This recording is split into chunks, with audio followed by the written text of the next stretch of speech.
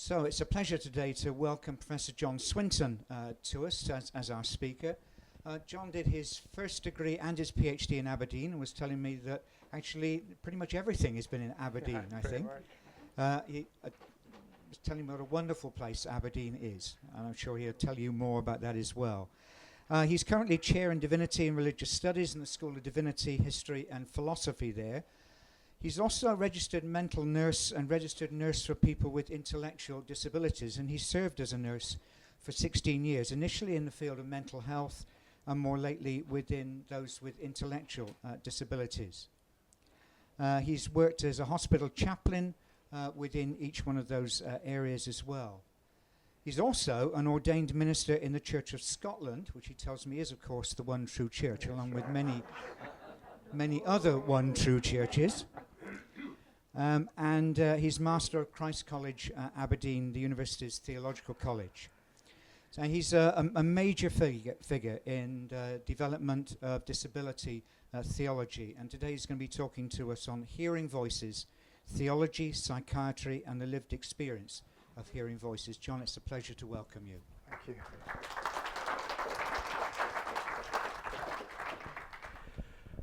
Well, good afternoon.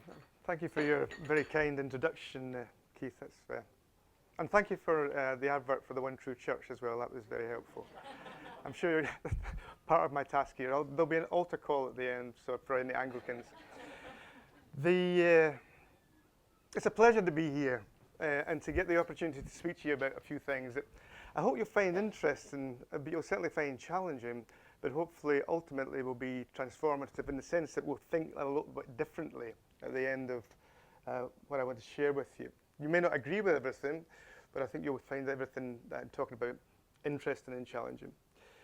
My background, as Keith says, is in mental health nursing before I kind of stumbled into academia, and I liked it there, and so I stayed there.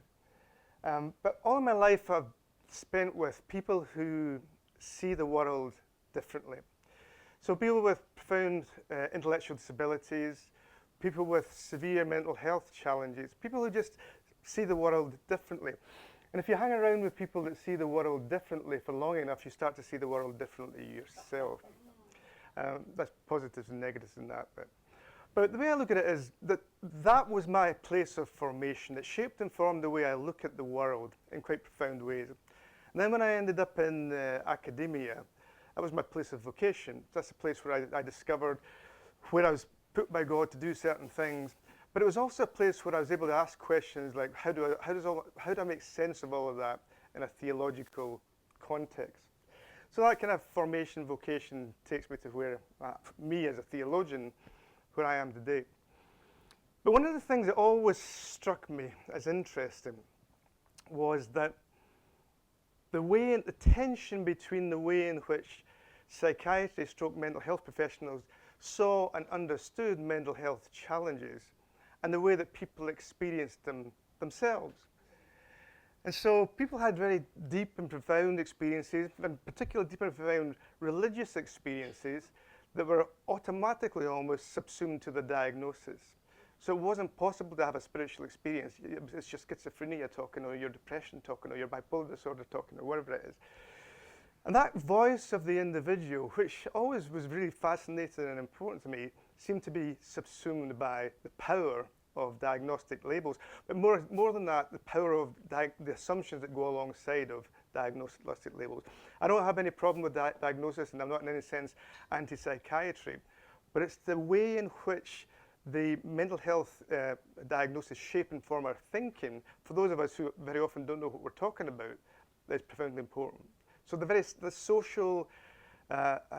lot of social assumptions that run alongside mental health challenges. And so I was always fascinated by that tension between professionals and the personal experience. And I've done a lot of research over the years looking at various aspects of mental health, but recently I began to think, come back to that, and begin to think, what is the root of that tension? And how can we begin to listen in a different way to the voices of people living with mental health challenges in a way that doesn't simply put everything down as a symptom, but actually maybe something that's powerful, enhancing, and really important to listen to. And so for the past 3 years, I've been spending time having conversations with Christians who live with severe mental health challenges, who live with schizophrenia, bipolar disorder, and major depression. And I've really been trying to listen carefully to what that experience is like. So I've been using it like a phenomenological approach where I try to put to one side my natural assumptions, cultural assumptions about what is going on in a situation and see what it feels like when you listen to people in a slightly different way. And it's really, really interesting because when you do that, and it's not an easy thing to do, you begin to see that there's deep, deep meanings in these things that many people assume are simply symptoms. And so today I want us to think about one aspect of that and to explore the issue of hearing voices. And this is the way I'd like to run with the talk. I want to begin by exploring something rather unusual about the phenomenon of hearing voices. And the unusualness will come to the fore very quickly, that it's not a particularly unusual experience. Then I want to think about how that idea of hearing voices works itself out within religious people. Then I want to think about how it works itself out within people who have a diagnosis of psychosis of some description. And then I want to think in the last little section about how we might, what theology might bring to the table of this conversation around articulating mental health challenges differently. But to begin with, I'd like to just to read you a little story from the New York Times. This is a little short vignette by Irene Herford, who's a psychiatrist. And she was working in New York, and she was working in an acute reception ward, which is in Philadelphia, actually, sorry. She says, Philadelphia. In the middle of the night, my second year of psychiatric residency, 13 years ago, I was wakened to see a prophet. The man in his early 50s had been living on the streets. He was a college graduate from a middle-class family. But on Christmas Eve, 3 decades earlier, the archangel Michael had come to him in a vision and demanded that he spread God's word. He told me I would suffer great pain. The man said, his words are true. I do suffer great pain. He lifted his shirt and showed me his chest covered in Kaposi sarcomas, the stigmata of full-blown AIDS. He said he had come to the emergency room to preach. I encouraged him to check into the hospital for care. He refused, and I considered my options. I could allow him to leave, or I could admit him involuntarily. I knew, though, that if we gave him antipsychotic medication, he'd realize that he was a homeless man with AIDS. Would he rather stay a prophet? Did he have the right to choose psychosis? Did I have the right to choose for him? And she says, psychosis refers to an experience of reality that's fundamentally different from the reality of others. As doctors, we expect those with psychosis to realize that their reality is false and to agree that they need treatment. Perhaps unsurprisingly, they often don't. This is lack of insight, but whose insight is lacking? Eventually, she did give this gentleman medication, and he was involuntarily taken into a hospital. But she says, every day I think about him, and every day I'm uncertain about whether it was the right thing to do. Now, the point that she was really pushing on is that the delusion, in technical terms, was deeply meaningful for this individual. It gave him a positive identity. You give him medication, and the truth may not be particularly healing, may not be particularly helpful. So it's that idea that delusions or any other thing are more than symptoms. They're part of somebody's narrative, part of somebody's story. So thinking phenomenologically. So the phenomenon of hearing voices occurs when a person hears a voice, either internally or externally, that's not heard by others around them. It's associated with people with psychotic disorders. However, a significant number of healthy individuals have also reported hearing voices. So it's estimated that between 5% and 28% of any general population hears voices that other people do not. Vast majority of voices that people hear, of people who hear voices, are people outside of psychiatric services. So voice hearing in itself isn't particularly unusual. So Martin Luther King, along with many other people, Winston Churchill and various other people, is a good example of voice hearing. So Martin Luther King, in his autobiography, talks about one night just before the turning point in the civil rights movement when he was completely broken. He'd been woken in the middle of the night by a really offensive phone call, and he'd come to the conclusion that he couldn't put his family in the kind of danger that they'd been up to now. And so he was trying to work out how he could withdraw from the civil rights movement without losing face, basically. And then he said, he suddenly heard a voice.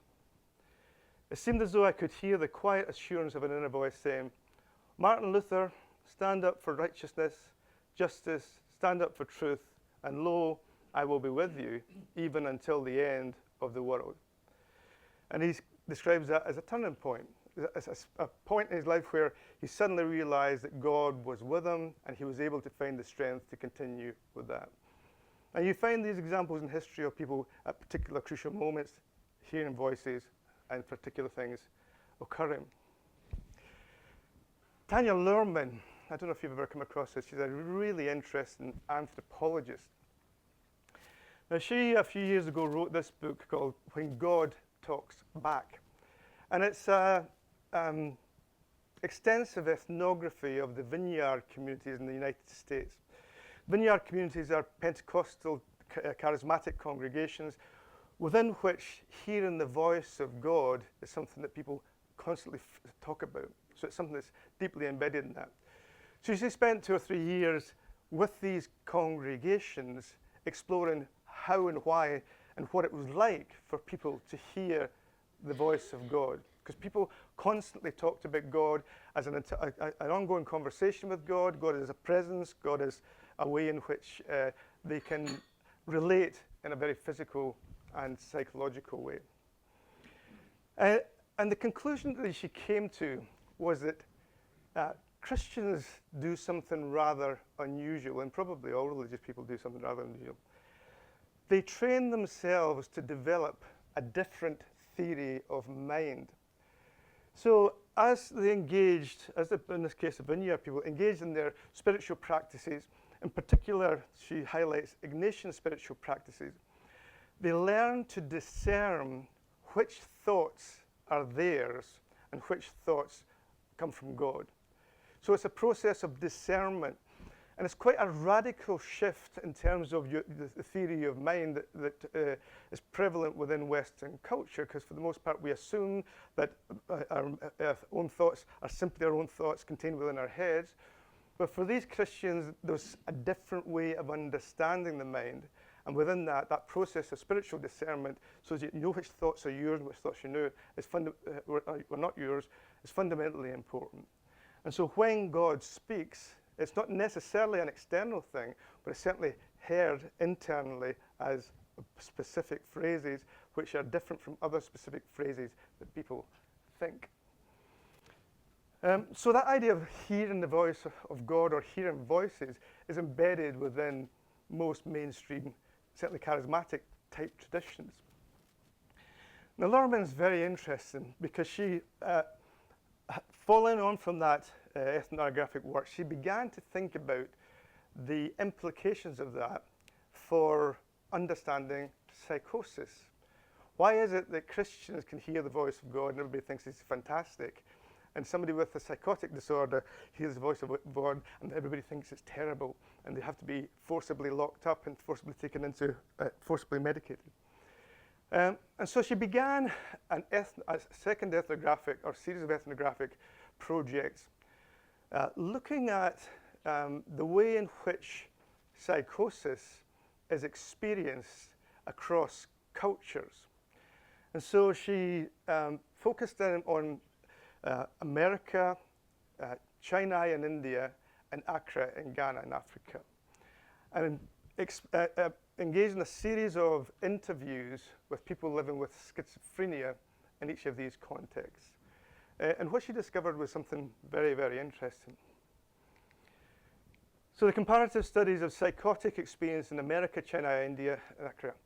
So the US patients, almost all self-identified as schizophrenic and used the diagnosis to talk about their condition. They knew the textbook definitions of the condition and ideas about hereditary illnesses. The patient knows that hearing voices is a sign you're crazy, so they often try to conceal their experiences. They dislike hearing voices and try to deny their existence. So what Lorman points out is that the cultural narrative within Western culture is profoundly negative and profoundly medical. So if you have a diagnosis of something like schizophrenia, you're immediately taken into the medical realm and no other possibility is open for you. You also have this highly stigmatized social label that not only, which used appropriately within the mental health professions can be very helpful, but when it leaks out into society and everybody uses it in all the different ways that we do and distorts it, then it becomes profoundly difficult. So there's a negative bias built into the way in which people receive their diagnosis in a Western culture. For Westerners, hearing voices is clearly indicative of insanity and therefore carries the cultural weight of such an understanding. So in America, the voices are generally unknown, so you get a stranger's voice entering into your head, which in itself destroys your natural theory of mind, but also instills fear. All the subjects heard horrible voices telling them that they were worthless and should die. Sometimes voices told them to torture others or go to war, or that the sufferer should commit suicide or was destined for a horrible end.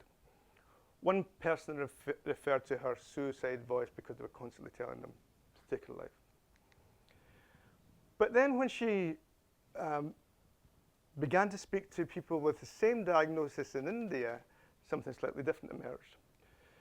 The patients heard an audible God who actually advised them to ignore other evil voices. Voices didn't necessarily mean that you were crazy. Instead, the local explanation of the condition often referred to the subject being under spiritual attack by either spirits or witches. To be the victim of a witch carried less stigma than to have a mental illness, and people generally didn't talk about schizophrenia. So they didn't use that language, and they had a different set of explanations. And there's a lot of very interesting research that looks at this tension, because it's very clear from the literature that people recover better in Africa and India, for example, than they do in the United States or the United Kingdom. And these are some of the factors. But one of the factors, I did a really interesting study about Judy Magruder about schizophrenia in Zanzibar. And she was talking about the way in which the Islamic tradition ascribes what we call schizophrenia to spirits. And because it was ascribed specifically to spirits, there was a whole range of possibilities for intervention and a whole range of possibilities for controlling it. So it's never out of your control. It's always the possibility that there's something that you can do, so you never have to hand yourself over to any group of people, but actually there's these other things. So whether or not spirits are true, in that context, they had the possibility for enhancing people's lives. Some of the voices were familiar people, family, kin, employers, and half the patients reported that they heard primarily or only positive voices telling them to do good or offering advice. Even when individuals in Accra heard aggressive or critical voices, they also reported hearing good voices that told them to ignore these negative influences. Patients who were diagnosed with schizophrenia tended to hear annoying relatives who told them to get dressed and clean up. Kin forms the lion's share of voices, sometimes criticizing them, sometimes advising them, and keeping them company, consoling or helping. Some of these voices are reassuring, even playful. Luhrmann says that the playful voices can even become imaginary companions. And that's important because what she notices that these so-called imaginary voices actually become significant for your social circle. They can become aspects of your social support. Indian families also don't treat people with schizophrenia as if they had a soul-destroying illness. And really what Lerman wants to really push on is that we create a pathological culture because of the way that we frame particular conditions. And in Africa, she found the same thing. In Accra, positive voices are central to the experience. In the US, they are treated as an aside, peripheral to their primary condition. In Accra, people even said their voices keep them alive. So it's a completely different relationship that people have with their voices, and a completely different relationship they have with their diagnosis. One aspect of that is it's very rarely talked about. So what might make the difference? And this is when it gets quite interesting. First of all, people are encouraged to have different types of opportunities when they start hearing voices. So the temptation, certainly in America, perhaps less so in the UK in some ways, is when you have a diagnosis of something like schizophrenia, it's assumed to be a neurobiological condition that you have to live with for the rest of your life. You take your medication, but there's nothing you can actually do about it. And so you really only have one possible way of interpreting it and one possible course. And if you want to argue with that, people say you're in denial and they're liable to give you even more medication. So you can't actually find another way, or very often. But in these other countries, there are a variety of different possibilities for both interpreting schizophrenia or the experiences that people go through with that we call schizophrenia, and the ways in which people can be integrated into the community, even in the midst of their difficulties. And a completely different theory of mind. So the Western theory of mind is that our mind is completely enclosed within our cranium, and so therefore to get an external thought coming in is absolutely terrifying and unnatural.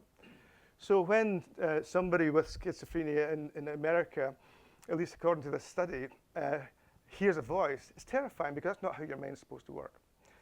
However, in Africa and India, they have a much more open understanding of the way the mind is. The mind isn't simply something that you have for yourself. Your mind is something that's part of your community. So the ancestors are part of your community. So there's kind of built into the culture an idea that everything that you are, everything that you have, everything you think isn't necessarily simply contained within yourself, that it's open to a very wide range of possibilities. So it's a very different theory of mind. So in the same ways, in some senses, the Christian spirituality shifts your theory of mind, so within these cultures, they have a different theory of mind. But so that theory of mind, Western theory of mind, becomes highly problematic if you really think that you should never hear anything other than your own thoughts. So when the research team asked American patients whether the voices they were real, the question was easy for US subjects to answer. They recognized the distinction between real voices and voices inside your head, in part because the mind was understood to be a closed space. Having some other agent in your mind was clearly a sign of illness or dysfunction, so the voices were extremely disconcerting. Now, what all three of these things, the statistic that many people hear voices, and that religious people shift the theory of mind, and this cross-cultural difference, well, that indicates it unsettles our understanding of what voices are, because they're not particularly unusual, and it may well be that simply the primary criterion for intervention is whether they're disturbing, rather than whether they exist.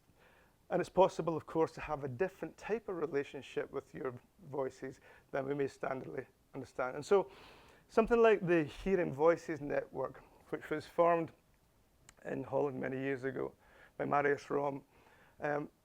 Marius Rom was a psychiatrist who began to realize that actually people's voices were much more than symptoms, and that much more was required than simply medicating to get rid of the symptoms.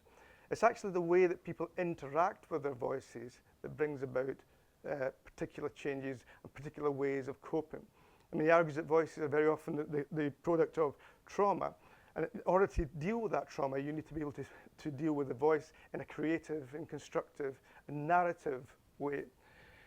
And so the Hearing Voices networks, which run across the world now actually, are places where people get together, people who hear voices get together to discuss their experiences and to explore ways in which they can deal creatively with their voices without having to, in one sense, medicate them away, because actually there's something very important about their presence that needs to be understood. Now, none of that's an argument against medication. It's simply an argument against medication that doesn't think about the implications of its impact.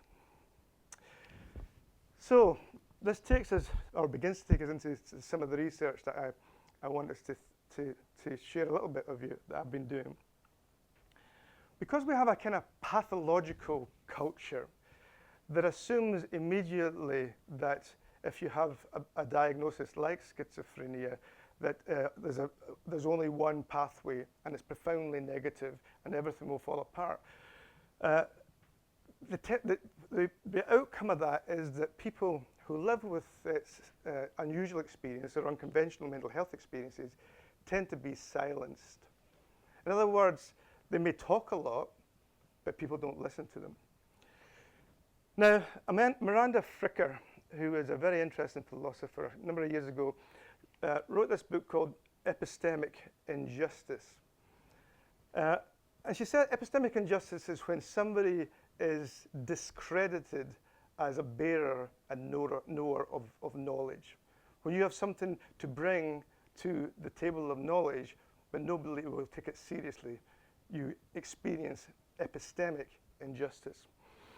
And she says there's two forms of epistemic injustice. There's hermeneutical injustice. Someone is wronged in their capacity as a subject of social understanding who makes sense of their own social experiences. Then there's testimonial injustice. Someone is wronged in the capacity as giver of knowledge to others. So hermeneutical injustice is kind of tied into a pathological culture that interprets all experiences negatively in accordance with particular understanding of what a diagnosis stands for. Testimonial injustice occurs when somebody wants to tell a different story, a counter story from the standard cultural story, and is silenced because people won't listen, and because the hermeneutical injustice just sucks the story away. So keep that in mind as we move on. So I want to just share a little bit of some of the research that I've been working on. I just wanted to share in relation to one person, Alice, who lived with schizophrenia. And she's kind of unusual, but she's not atypical. What's unusual about Alice's story is that she was diagnosed with schizophrenia when she was 12 years old. And she had some terrible times. So she had horrendous voices, she had delusions, she had significant behavioral issues, as she would put it, which really broke down a lot of the relationships she had. But then in her early 20s, her schizophrenia went from her.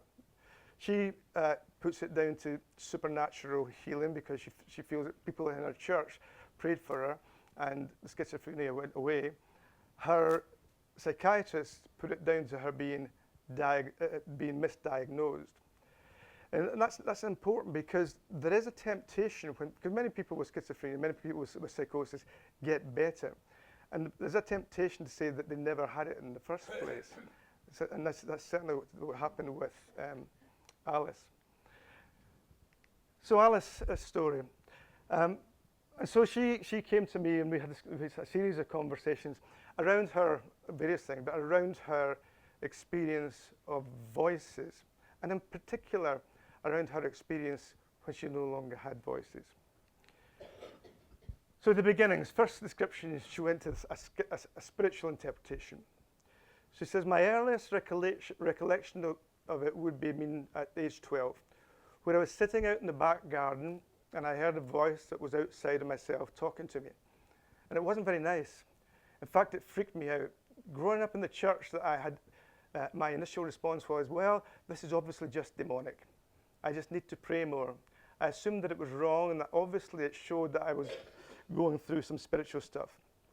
We won't tell mum and dad then. And you know, it was that whole kind of guilt associated with that. This is only spiritual. I'm going to talk about it. I'm going to say anything. I'm not going to say anything. So her own first response was to self-stigmatize herself through her spirituality. What you might call a casual theodicy, a theodicy that comes from your assumptions about the way the world is. And the voices became more annoying, she said, more annoying than anything because they wouldn't shut up. So she couldn't sleep, she couldn't do anything. Sometimes I just wanted to sleep and they just didn't. And it was just this constant barrage of people talking and information and babies crying. I had this baby that would cry in the background. Psychotherapists would love to look into that one, she says. You know, my inner child is screaming for relief and all those kinds of things. I mean, she was funny. And sometimes the voices were quite funny, but sometimes they were absolutely devastating. But you can imagine that you're 12 years old or thereabouts, and suddenly you're filled with this, your life is filled with this cacophony of noise and voices. And epistemic injustice. She says, my life seemed like the surface of the sea in the storm, but God was the undercurrent that was peaceful. And so I did have some kind of recognition of what it was that I was feeling. But I mean, even then, because everyone was telling me you're nuts, you learn to not trust everyone you feel, everything you feel. So even the peaceful and happy or the joy, well, that could be manic. That could be psychosis. That could be, well, it's not real. And so even as spirituality is called into question, because she, as part of the pathological culture that all of us are, she thinks the same way as everybody does. And therefore, the danger is she discredits her own spirituality because other people discredit her own spirituality. People assume that nothing you're feeling or experiencing is real. When that happens, even the things that you want to be real, you write off as, no, that can't be true. But when you're looking back, you go, no, that was actually was God. I wasn't crazy. And she laughs. But nobody believes me. I mean, if you went into a church and said, oh, look, God's been speaking to me about such and such, people will go, oh, John, the big theologian professor. That's me, big theologian and professor. Tell us more. If I went into a church, even if I wasn't going through my more difficult periods and said, oh, God's been speaking to me, they'd be like, oh, dear, here she goes. And what has God been saying to you, dearie?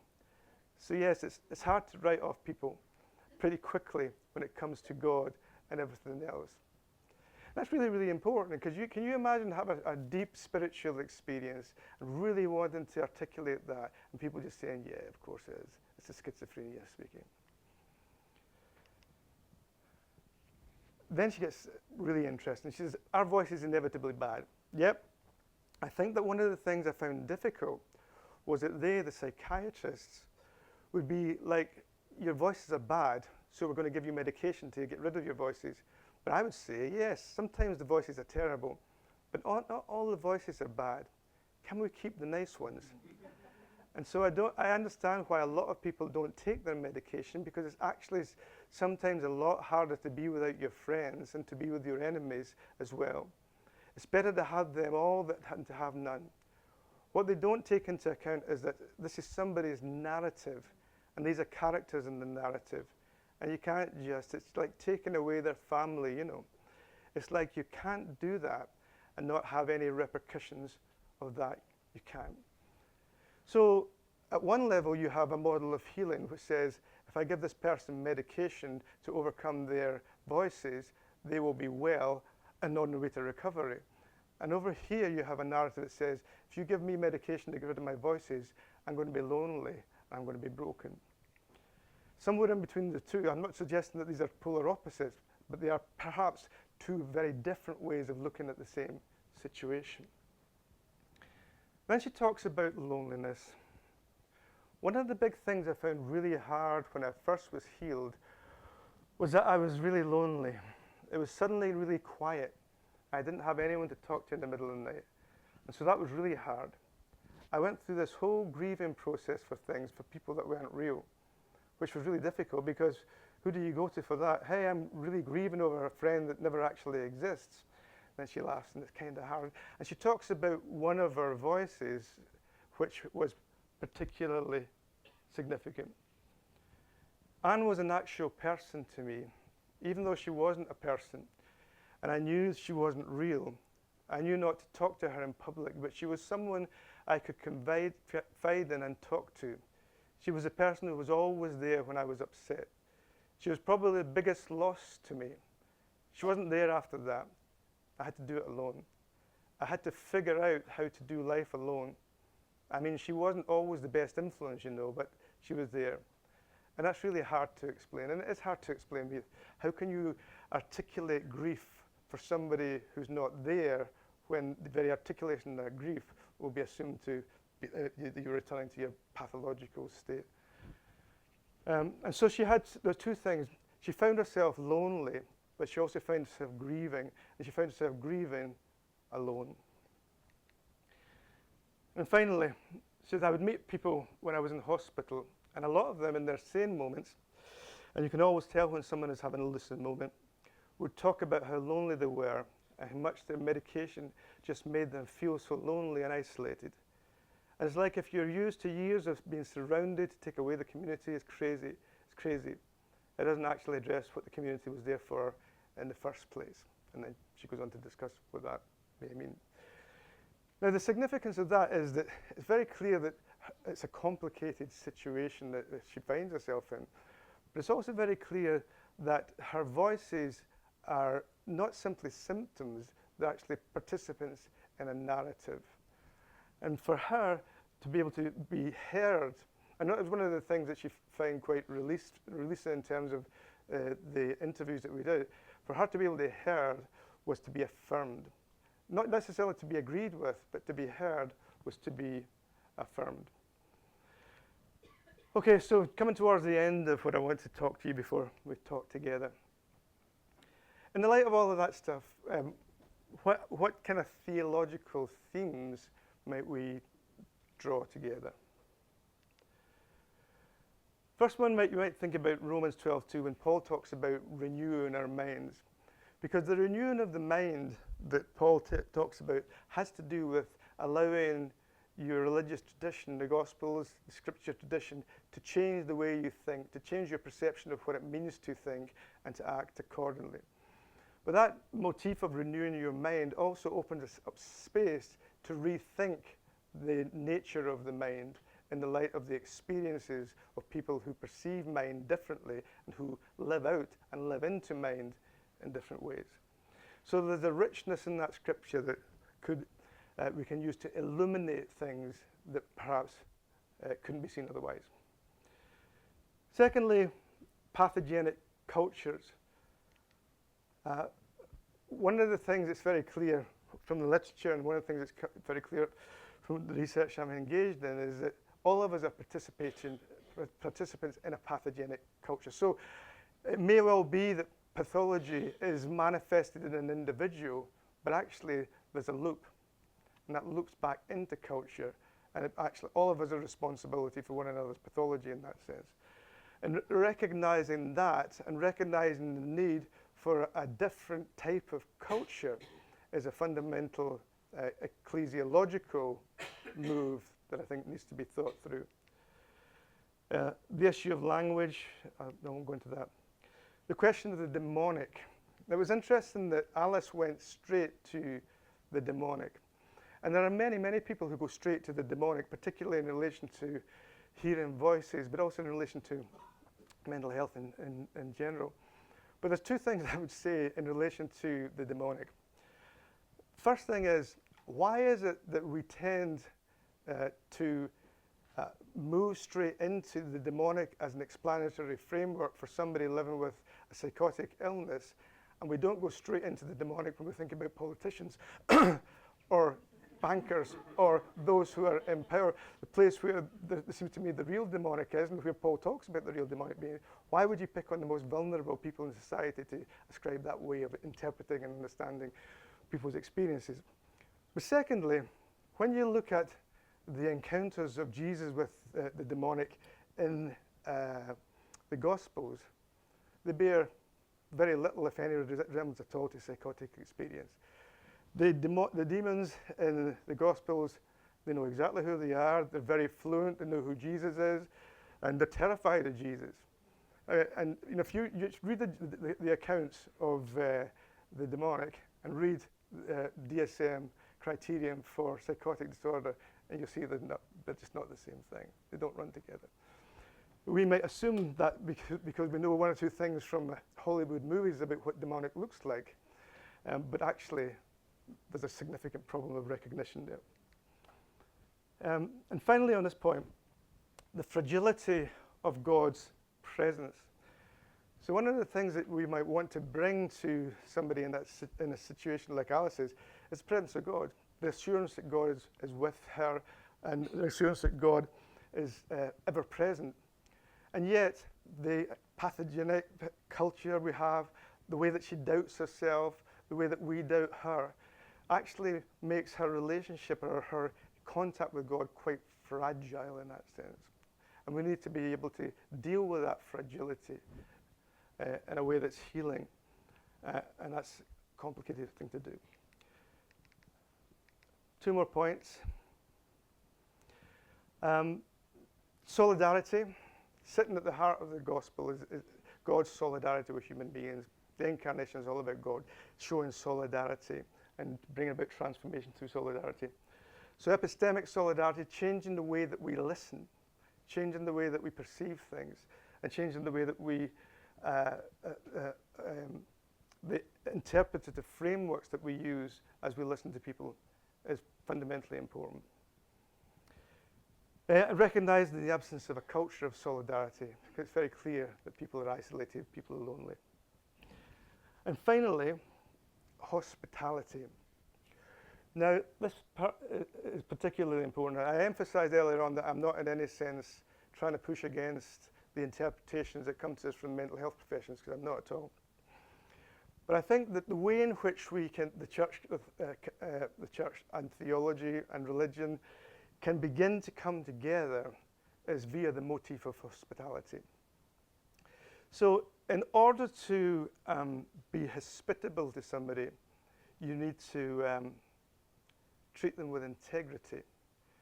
One of the problems with, say, for example, sometimes the way that it runs with interfaith dialogue is that we all give up the things that are most important so that we can find a center point, and then we all collapse into that center point, and people end up not talking really very much about anything. In order to have a hospitable mental health care process, all of us need to be clear about what we bring to the table and have integrity about what it is that we bring. So what I think that the church brings, or what religion and theology brings, is a particular way of listening to people, and a particular way of interpreting and understanding religion, and a particular way of responding to those things that culture sometimes thinks are just necessarily trivial and not important. What I think psychiatry brings is a deep understanding of pathology. I mean, the reason that psychiatry exists is because people are ill, so it's always going to be its focus. And it's very important to know that, because religion and pathology very often get intermixed, and it's necessary for us to have a good hospitable conversation in order that we can tease these things out and bring them together. I think the problems arise when we have two different worldviews, where either where we within the church insist that our way of interpreting things is the most appropriate, and that mental health services insist that their way is the most appropriate, and never the two shall meet, and never the two shall talk. But if we have that integrated, hospitable conversation along these kind of lines of phenomenology and of science, then maybe useful things will come. And out of that, we'll develop ways of spiritual care that actually listen, that are epistemically fair, but also more than that, that are open to surprise, and to allow that surprise to transform the way that we see the world, and transform the way that we engage with one another around these kinds of issues. And so that's all I have to say, but thank you for listening.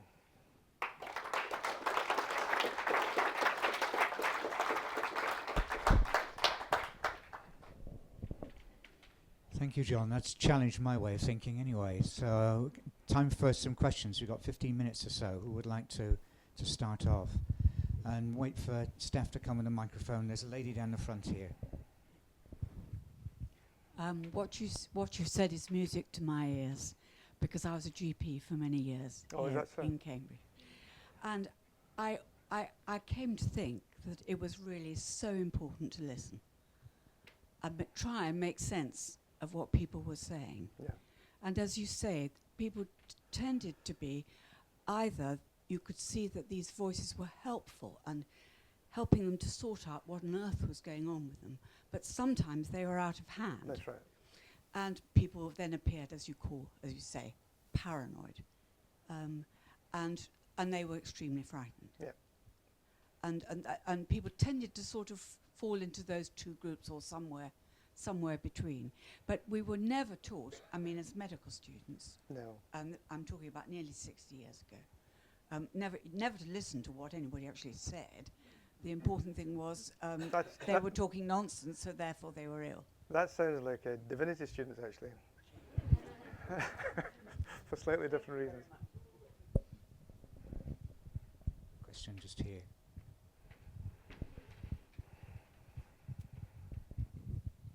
Could I ask whether you see any connection or similarity between dreaming and hearing voices? Dreaming is culturally acceptable in the Western world, it seems to me, and yet we have bad dreams and good dreams, and we sometimes might wonder where they come from because they don't seem to make any sense to us.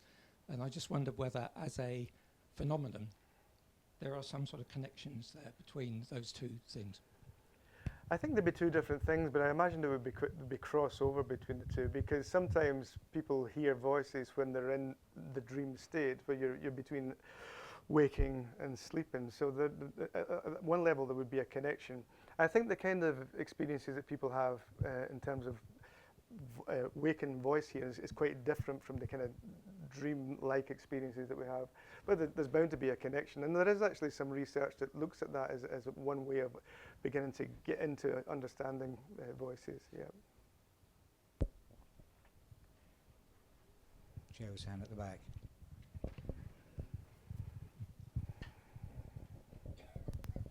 So first of all, thank you for this excellent talk. A wonderful recap of Tanya Luhrmann's work. It's phenomenal.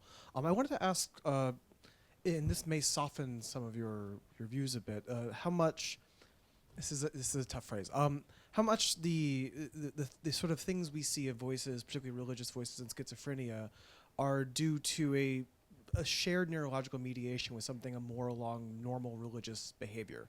Because within previous research, you see the importance of the temporal lobe, particularly things like the hippocampus, in certain religious activity. And of course, this is an area of great degeneration in schizophrenia.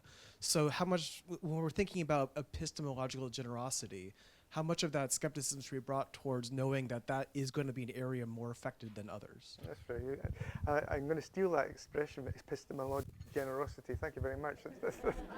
It's been worthwhile coming down for. So yeah, I mean, I think there's a useful conversation to be had between neurology and the kind of phenomenological perspectives we've been talking about, because even if you do, it comes a stage where you assume that all it is stimulation of the temporal lobe, it's still religious experience. So, I mean, it doesn't actually take away, I mean, maybe from a neurologist's point of view it becomes important, but from the person it doesn't really matter where it comes from. So you still would be dealing with it in exactly the same way. And I guess, I mean, it's the same thing, so-called pathological religious experience is still religious experience, and it still requires the same kinds of spiritual interventions or spiritual understandings that any other mode of religious experience would go. But I think I'd like to see more conversation with neurology, because neurology has a tendency to become the theory of everything. So that by the time, once you've discovered the neurological roots of love, you know what love is. As if love is something that simply involves one person's brain. Because love always relates to a community of minds. And so to get beyond that reductionist dimension within neurology, and to have the kind of not just with neurology, across the board, we all do it to some extent, but to get to that stage where we can have a serious conversation around these kind of issues, I think is fundamentally important, because neurology is becoming more and more significant for society, and that requires pro voices and counter voices. It's Harvey down the front here. I guess I'm wondering where the previous speaker got the idea that there's degeneration of some area of the brain in schizophrenia. I mean, yes, there are some reports of things, but I don't think that's a generality that we could actually make. But certainly from a neurobiologist's point of view, we see areas of the, well, we see certain functions happening in the brain. And one of those is predictive functions, and being able to check those predictions against the past is a very important thing. And so those predictive functions tend to be more exaggerated in some people, when they can make much better predictions, as it says, but that can go a wire out of control in many people at times, and that may be a good thing, may be a bad thing, as long as it's corrected against the past. Sometimes we can vary the amount that we correct against what we know, or the people around us, or the experience that we have. So I think there is quite a lot of neurobiology around these sorts of issues, and I would say that we generally don't take all of these conditions as something that necessarily we should treat with drugs, but we need to embrace in some ways in a community and say that's what we have here.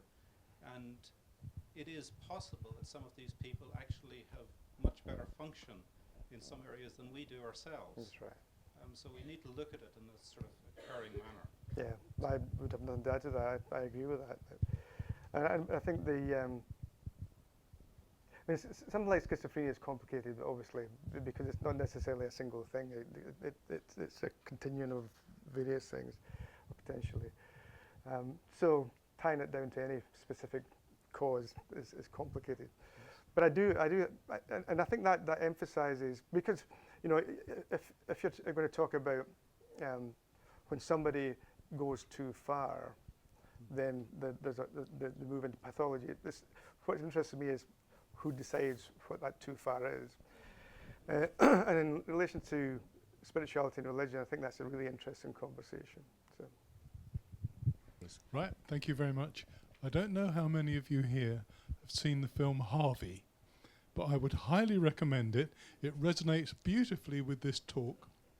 Harvey is a giant invisible rabbit that is the constant companion of Jimmy Stewart in the film. And it's got a lot of humour in it, it's got a lot of warmth in it, and if you haven't seen it and you see it come on one of the TV channels, do watch it. It's absolutely beautiful. Thank you. Thank you. As I say, it resonates beautifully with what you've said. And John, are you familiar with that film? I Do you am want to familiar comment? with that film. There's a lady over there that has been waving for. No, yes, Harvey is that's a very good film. Hello. What happens when voices are caused by trauma? And the voices they hear is from, say, people who, say, bullied them or something. And a lot of the case is that they just end up giving them medication. I'm talking about my daughter here. She ended up getting psychosis after being bullied, and she was hearing voices and seeing hallucinations, delusions, and about things happening to her from the people, from a real drama. So what other sort of ideas, rather than give medication, can we help somebody in this sense? Well, I'm not a psychiatrist, so I don't claim the powers of a psychiatrist. But However, for what you're talking but about. yeah, no. When what I have noticed with the Hearing Voices network, that's exactly the kinds of conversation that they have, and it's exactly the kind of alternative or complement to medication that they use, where you recognize the origin of the voice and you discuss it and you look at how you can negotiate it rather than simply to eradicate it. Yeah, because then we find that we deal with psychiatrists, and because she has a slight learning disability, they're not listening to her. So they're saying, "Oh, we cannot give therapy." They're not. You can give them as much information as possible, because I get the information from my daughter, but no one's listening. What do you do then? Well, that's very frustrating. I mean, I don't know the answer to that question because I don't know your situation, but I can empathise. But yeah. And I promise one last question to a gentleman just here, and I will keep to my promise, and then we'll have to finish. Thank you very much. I am not very firm. I don't have a firm background in Christian intellectual history, but as far as I know, that in Protestantism, not you, I mean, in Protestantism, they rely on the word of Bible, and if people have private experiences, they can be rejected on the ground that they may contradict. So they are more dismissive towards private religious experience there.